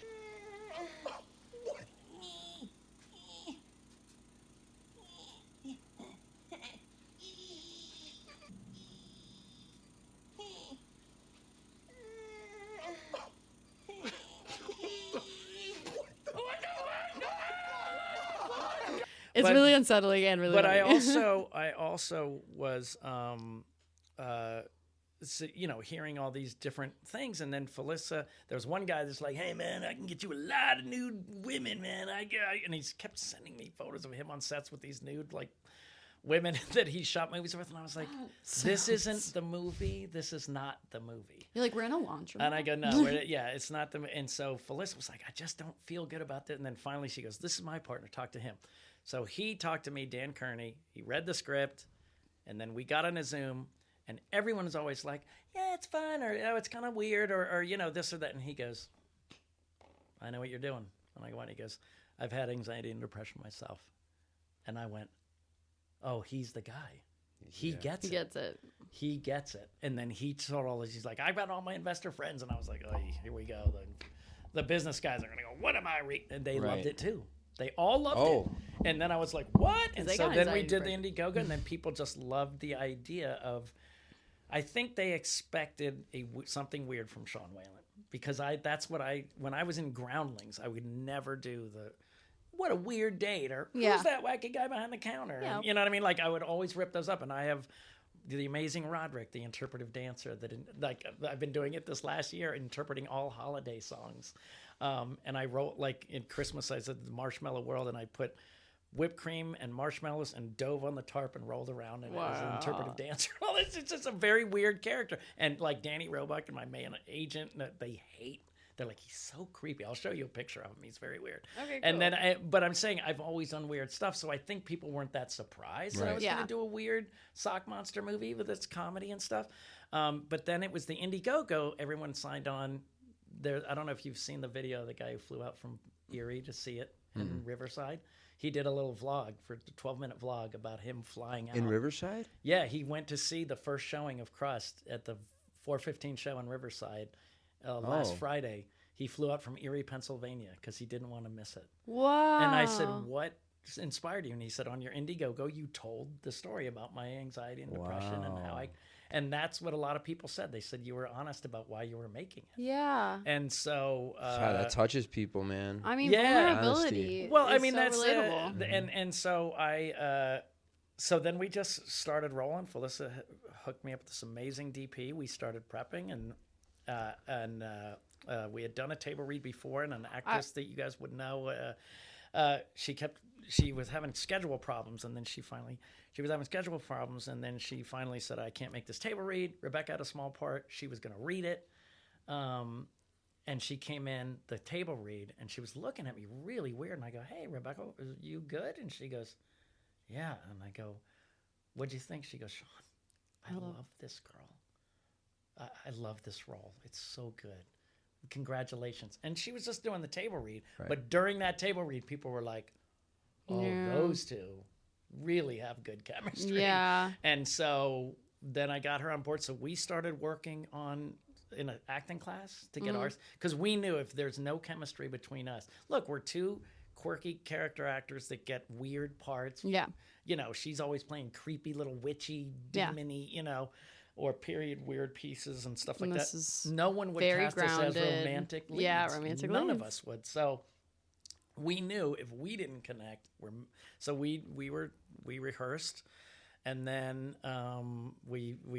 the puppet had been made since 2016. This guy made it for me a long time ago, and I wanted my one puppet friend. He recommended Rachel. And the investors were like, you don't spend that much for a puppeteer. I go, the movie's called CRUST. Like, what are you talking about? This is the lead. So then I said, okay. So I walked over. I said, I'm coming over to your apartment. She goes, all right. So I put the CRUST in front of her, and I go, hey, CRUST. And that'd be a fun behind-the-scenes thing. Because I literally go, hi, CRUST, what are you scared about? And he'd shiver, then he'd smile, then he did it, and she did all that stuff. I sent it to the investors, and they're like, okay. We'll spend that money. Yeah. She's worth it. Because I was like, if me, Rebecca, and CRUST don't work, there's no movie. There's no movie. No, that's so true. Did you shoot it as did you shoot it as the other way? She's a practical. Oh, but a guy in a suit? Yeah, a guy in a suit. No. Well, no, that was it worked. I was gonna say you tried making the film in 2016 and then the no, Taylor in 2017. that was still the Sockmont. That was still because that's a special effects guy. Because I don't know the big guy. I don't know. Why don't you make him cute, like small, like half a boogie boogie in a basket? Like, oh, all right. Basket case. So what caused? I've never seen that. That's really super creepy. You don't want to. Basket case is like. Well, people, I heard that a lot, though. Yeah, would it's go, reminiscent. Like, it's well, only because he carries them He around. uses it to. He uses a laundry Well, I basket. think he's his twin. He's his twin. That was and removed. and he has to carry him around in a basket. Yeah, and he kills. He like. Spoiler. Yeah. Spoiler. It came out in that's like the late premise. 70s. That's the premise. What is the secret Dwayne is hiding in the basket? What's in the basket? Easter eggs? What's in the basket? Clothes. What's in the basket? Nothing. What's in the basket? My brother.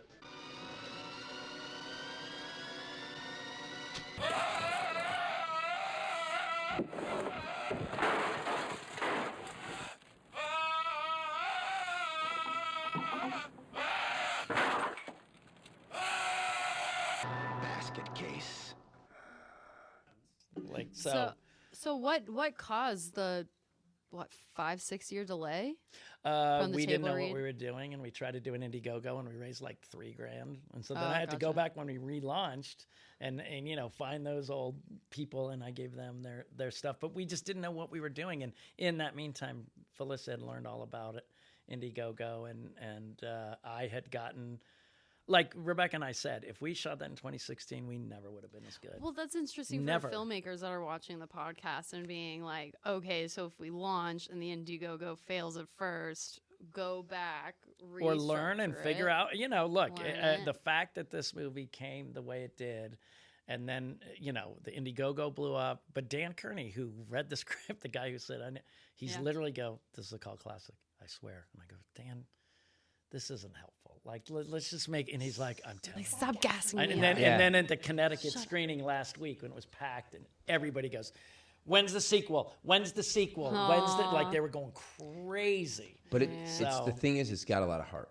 It's a romance. It's like It's well, it was the spoil. tonally, the grounded part was the. But God, it's all my therapy sessions and my dialogue. But it was. We wanted to make sure that they were likable and normal and not, me and Rebecca have a whole TikTok thing we're going to do like, hey, are you tired of really attractive romantic leads? Curves? You don't need curves. We're both straight little sticks with no lips and straight hair and, try the new romantic lead. Yeah, are you sick of iPhone face? Like we're trying to make, and we're like, oddly enough, we have very attractive spouses, but we have no idea. So we're going to do a whole thing like, try the new romantic leads. Yeah. They don't have to be hot. Were you apprehensive about doing it in black and white? No, my friend said it. Like, oh, you should just do it in black and white. And I thought, oh, that's a really good idea. And when we started doing it in black and white, like I said, in retrospect, I forgot how much black and white meant to me, meaning Twilight Zone, meaning Casablanca's my favorite movie, Double Indemnity, Young Frankenstein is one of my favorite comedies of all time. My favorite Tim Burton movie is Ed Wood, and I didn't realize how much black and white meant to me. There's a screening of Ed Wood like next weekend. Shooting it, and I go, oh, I didn't know how much it meant to me, and now I do. Call back real quick to Turning Point. Our DP on Turning Point, He didn't tell me this till later, but he's colorblind, so he lights for black and white. Oh wow! style. And Akira Kurosawa is his favorite filmmaker, so he likes for black and white. And then when we were editing it, Tom's like the color corrector was like, these blacks, they really crushed. Yeah. And it's like, well, because he was lighting for black and white. My trust in Craig just went. But now, wait a but minute. I mean that's not necessarily colorblind. He's colorblind. It's something that I don't think he promotes that like How in a are job these interview greens for and reds looking? to be a cinematographer. You guys have to send me your movie. I want to see your movie. Oh yeah. Yeah, we can't. Love for people to Yeah, see it. yeah. Lionsgate or whoever, Grindstone or whoever is Right. just not releasing Just it. For some reason. sitting on it. But anyway, back to black and white. Black and white's a risk. So luckily the DP I was working with, Felissa set me up with, and then we had first AC that dropped out, and then we did a Zoom call with the new guy, literally like a week, and the new guy Brian, he just goes, "I know how to light for noir." And I go, all right. And so day one, we go in that back office. We set up the bed, which was literally like cinder blocks, wood, couch cushions, and sheets and stuff. And he goes, and he just puts that light not by the sink, and all those wires light up behind me. And I did that shot of me all curled up with those amazing and I go, oh, holy shit. man. Mm-hmm. And then day one, it was all in the back office. They put CRUST on that bed, and I went, oh, this is insane. Wow. Like, it was like, I go, because in color, CRUST doesn't look as good either. Yeah.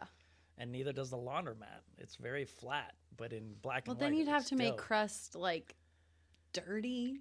Yeah, and well, that's- now people said that. They go, he's so clean, and I go, but he's brand new.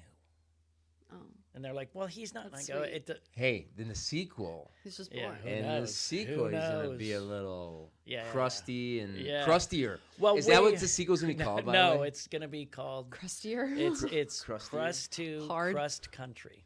Oh, because It's you need to be a because Western. It's a road trip. No, It's a road trip. It's instead a, of cru- it's yeah. like a Crust mad Country. world meets Crust. Oh, I love that. So everybody's chasing Crust in their car. They're all trying to get wow. him, like the managers, the girlfriends, the thug. There, so it's a like wild. That's so crazy. Have you ever worked with puppets before? I actually started doing puppet shows for kids' parties when I was 10. I had a puppet theater. So that's What? another weird thing. Like my mom. Can you ventriloquize? No. What's No, the verb? No, it was just like I can did you be hand a- puppets. Just Yeah. hand puppets and What is marionettes. this? My dad had a For- dummy he would scare me with, and he That's still being has them. I ventriloquist. hate it. I hate that I don't shit want so that guy in my much. house. No. What? Wow. So do you still so, have puppets? So what was crazy is that's what I think my brother was saying when he goes, it's a He's like, "This is uniquely you." There's a puppet. There's Yeah. there's stuff like that, and there's the comedy and my type of comedy. Yeah. My like type Young Frankenstein. Well, my type of comedy is, For black when and we white. were Yeah. shooting and Les was like, and I come here holding out an olive oil and you reject me, and Yeah. they're like, and everybody from the crew comes over and he goes, he said olive oil. And I go, I know. Let's keep it. It's That's supposed to so be. funny. Because we wrote him to be, obnoxious idiot, and dumb. yeah. Yeah. Does yeah. Where does Crust live? Because he was at the premiere. Yes. So where is he now? He lives in my office. in your office. And he needs to be high up because my old senior citizen cat has decided to pee on everything that's on the floor. We have dirty clothes on the floor, now her vet, there's no infection, there's nothing. He just goes, she's OCD, she don't like it. And I'm like, and me and my wife I love were like, that. I am so furious, but we're like, Respect. our room's never been cleaner. Yeah, that's so funny. So then when Crust is on the floor, I'm like, I can't, I'll just see her get up there. Yeah. I was like, no. So Just- Crust lives in my office. Make sure you Wow. protect Crust because you don't Dude, want to I run into that know. problem where We they ha- find out they make a sequel to Halloween, and they're like, "Who's got the Michael Myers mask?" That's That's right. true. Whereas then, we just got rid of it. We didn't think there was a sequel. Yes. So you don't No, want and people in then- the sequel to be like, "That's not the same." That's not Crust. That's not the same pile Well, of then socks. some people were like, oh, some guy bought like a one we used on set, which we actually used, and they're like, just use that one. And I said, well, we're gonna have this other one that we, and they're like, just give the original. And my wife goes, oh no. We're not giving away the original Crust. No. I'd rather pay for another one. It's part of the family. Which we did for the set. She goes, I'd rather pay for another one outside of our pocket than give away that. I mean, Danny Roebuck is a collector of horror stuff, and he was like, don't you dare get rid of that Never. puppet. Does he get Ever. that from Rob Zombie? They both are just Oh, I know. Oh yeah, you worked with Rob Zombie insane too. collectors. Well, is that where you met? Did you always know Dan, or did you meet him on the No, Halloween I met 2? Danny. I met Danny after he had done Late Shift. Everyone and he had freaking played, knows him. you I know, know, everyone knows and Dan I Robo. walked up to him and I went, "You were so great. You were wonderful." He was like, "Oh, thank you so much." Great conversation. And then, like a few years later, we sat down to do Wizards of Waverly Place. And I sat down and I look across and it's Danny and I go, "Wow, what are you doing here?" And he goes, "What are you doing here?" And I go, "Touche." And we just we're making money, dude, on a Disney You're on Channel some show. random We're on some Hollywood rando Disney Channel, and it turned out to. I've never been talked. I sell so many of those things from. I just had no idea that the Halloween episode, that one episode, is such an iconic episode. I've been on that set before. That was my 10th birthday present. Was going to the set of Wizards of Waverly Place. Oh, and my daughters were so excited. Yeah, I and then it was bet. time.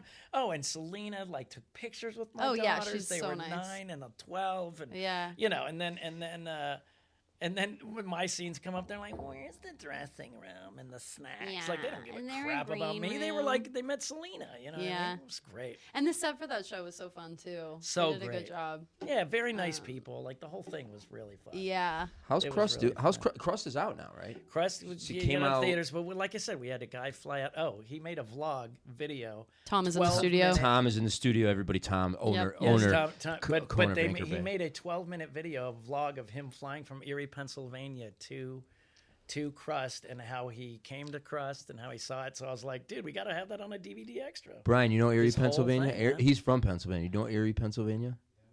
Yeah, this guy flew out from Erie, Pennsylvania to get the first showing. That's amazing. And there's another guy who drove 6 hours, told Rebecca, "You're from Texas, right? I'm driving 6 hours to see the first." Like these, so many people are That's so cool. committed to seeing. And you it. guys have merchandise? I started merchandise like way early, like Smart, way I'm buying early. it. brilliant. I'm So buying you it. got to have socks, obviously. Yeah, we got what else socks, we've got blankets, we've got T-shirts, hats, and the number one thing that people requested was a Crust plushie. They want a Crust plushie, and so have on their bed. this one woman that I ran into at a craft fair, I said, "Look, could you do this?" She's like, "Yeah." She goes, "They're going to be handmade, so that one I'm only going to do like 100. They're going to be handmade, and so those are the higher end one. We're trying to find a lower end one to make more, but the Crust plushie, Thomas has one. I gave one to him at the Where do people get not necessarily the plushie, but the merchandise? The merchandise, if you go to any of my social media pages and hit the link tree, you're going to see articles about Crust, the trailer, and you're going to see our merchandise. You're good at promoting. Where can people find you? At Sean Whalen? At Sean Whalen Actor on all socials. Awesome. At Sean Whalen Actor. Yeah, after you sell blenders in a Costco on a rainy Wednesday, meaning no one's coming in, and you're standing there behind a thing with the whole setup of doing a blender demonstration with fruit and vegetables and the whole thing, and no one's there, and then a mom walks up, parks her kid in front of it and goes, "Eat the samples, I'm going over here." Yeah. And I sit there and I have to do a thing to an 8-year-old kid. He's not buying the blender. And you literally just go, if I can do that for that company, I can do it for my movie. So not only were you researching for Employee of the Month, but you were researching to do how to be business, just sales. But that's for me, that's why I took the blender home. I used it, and my kids use it. I use it because then I'm the guy that's telling you about that great thing that I have at home. Yeah. I'm not the salesman. I think this blender could be an arch nemesis to Crust. It may be. Could you see it? Yeah. Well, I mean, what would happen? It's basically it's like a Vitamix. It's high end. Yeah. So it's a $400 blender, and that was the challenge. I loved it. People go, $400 blender? No way. And I go, you shouldn't. This blender's going to change your life. No, I just literally go, don't. Reverse psychology. Yeah, I go, you shouldn't. It's ridiculous. But let me just show you what it does. And then literally this one woman came up, yelled at me about the price, and literally I sold her 2. One for her, one for her daughter. Wow. But I was a great salesman because people said, "Oh, well, you're a liar. That's why actors are liars." And I go, "That's absolutely." So they I work in sales. They recognized you. No, but I'm saying that's not true. No, it's We not. tell the truth under imaginary circumstances. Mm-hmm. So I'm telling you the truth about this blender. What a Meisner quote, living truthfully under imaginary circumstances. So that's why I had the blender at home, because I could say, well, yeah, I started doing that, and my daughter, her skin cleared up. She used to have rashes. Now she, what I mean? I can literally say real things. Yeah. Real things. I go, I just got my blood work. I'd literally drop it on the thing. I go, that's my blood work. Yeah. This was it 3 years ago. This is using the blender. And I just, just put it I would just tell the truth. That's so smart. And I did very, very well. But I learned sales and marketing from that, and going, there's nothing more. You literally standing there, and there's no one in the store. There's kids sitting there, and I just go, what happened to my life? What happened? And but you know what? I had to feed my family. Yeah, absolutely. Period. And I don't regret it, and I got work out of it. I thought I'd get work. I thought people would go, I'm never going to work with that guy. And the producer friend goes, dude, no one cares about you much as you think. You really think that guy's going to... You are not that important, Wasn't that sir. a relaxing kind of statement? No, it really was, because it's like, he goes, walk with me through this. Yeah. I'm a casting director. I know how hard it is. I know the business has changed. I know that they got rid of your quotes. I know all that. And then I see you working up there selling to feed your family.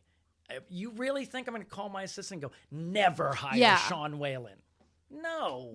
That You're going to person's go, a hard, good for him, That man. person's a hard worker. But there's a pride thing too, because you would have people that recognize you, right? Oh yeah. Never been but pride is the killer of so many things, and the fact that you were able to. No, but still I'll do being on TikTok Live, and people go, I saw you sell you sold me a blender and a Zusa, and I was like, yeah, I did. Yeah, I did. Yeah. Yeah. How's that blender doing? You need another one? How's it doing? Send my daughter I to still got school. mine. Yeah. So I think it was selling stuff to me. But then I got on TikTok, and then that's what helped me a ton. I mean, that's when I got the most people going, you need to be doing more. Yeah. And I was like, it's not up to me. And they go, well, you got to figure that out, because we want to see more of what you do. Now you're with all the other actors where everyone's getting if you want to be in something, make it yourself. Well, look, there's no such thing. There's no such thing as an actor anymore. There's no such thing as I'm coming to LA to be an actor. Right. No, you better come to LA to be a filmmaker. Yeah. Boom. That acts. To be an actor, producer, I go, you writer. better be an actor, producer, actor, writer. There's no. Jason Alexander put out that thing. Yeah. Who he said, look, the people who are the saddest are the people who have no material. Yeah. And Kevin Hart put it great. He goes, wait a minute, I'm supposed to wait for you to tell me when that makes no sense. He just couldn't grasp. You're just in a helpless. I'm you're in a helpless talented. State. You took business classes. Like, how are you going to tell me when my job? Yeah, it's stupid. You got to be proactive. Yeah, no, I mean now look, but the best thing that I went to a high school reunion. This woman was a newswoman, and she said, when I started, we'd go out in a van for a story with 5 people. Now I go out with 1, and this kid knows to do everything: the sound, the editing, the camera. 1 kid does all of it. And now they got rid of 4 other people. Wow, so four other people in job. Yeah, but I'm collecting saying, unemployment. No, but these little and kids that kid is probably doing this stuff. way underpaid. So that's way underpaid. Way underpaid for 4 jobs. Yeah. So then Rebecca Kennedy and I were, it hit us after we had done CRUST, and we became very friendly with her husband, my wife, and us 4 hang out a lot. But she had a short, and she goes, gosh, I'm producing this short. And I said, what? She goes, for this one submission in a 10-minute short, 800 submissions for a short film. And they went through and picked like 40, and then, for a short. And so we were going, this is getting crazy. Like, we have no control over anything. And then I did a couple films that were like, my role was good, but then the other scenes, they'd really bad actors and stuff. And you're like, oh, I have no control. So for me, so now that's why we started doing. So Rebecca and I done a comedy short together, a short film. We've done our comedy web series with our 2 companies. We've done. We've got our next movie financed. Yeah, tell us about the next. What's next? You can't even tell us the name. You can't even tell us the budget. No, I'm just kidding. No, I honestly can't, because I am learning, and Thomas knows from my producer Chris Sergi, who's just insane. Like, he's so smart. He knows everything up and down, and he goes, is the money in the bank and all contracts signed? And I go, no. And he goes, then shut up. And I go, that's the business. And I go, and he goes, no, we're not doing, hey guys, let's get some friends together. And he goes, that's not what we're doing anymore. You're Damn a it. businessman. That sounds fun, Dude, it's a nightmare because I talk, as you can tell. Yeah, I know. I love to share. You guys were just gonna have to wait. I I thought thought our show. I thought we were special. Sean. Is he wrong, Thomas? No, he's not wrong. He's saying don't talk about anything but until it's in the can. But you're directing it. I am directing. And how do you like that? How did you like directing CRUST? Look, I love and acting in it. The directing was great. I loved it because I loved being in charge for the first time on any set I've ever been on. I get to be in the one making the thing. I didn't think I knew how much I knew, but I did. Listen, I've seen you at a couple film festivals.